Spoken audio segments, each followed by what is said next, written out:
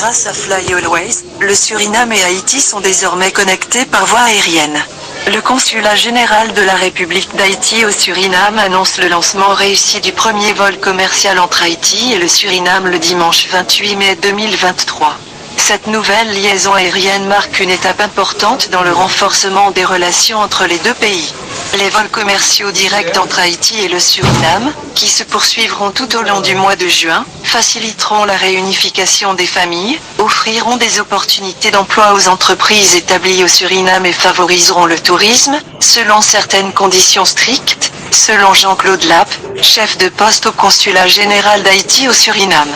Cette nouvelle liaison aérienne permettra aux Haïtiens résidant au Suriname, ainsi qu'à ceux des pays voisins tels que la Guyane française, le Guyana, le Brésil et le Chili, de rendre visite à leur famille en Haïti et de découvrir les différentes villes du pays, a indiqué M. Lappe. La décision des autorités surinamaises d'autoriser la compagnie aérienne Fly Always à exploiter des services de transport de passagers commerciaux entre Haïti et le Suriname est le résultat d'efforts diplomatiques soutenus menés par Jean-Claude Lappe, en collaboration avec les autorités surinamaises.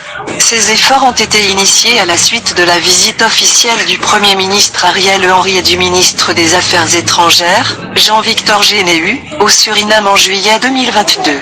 Lors de cette visite, ils ont rencontré de nombreux membres de la communauté haïtienne et ont promis la mise en place de vols directs.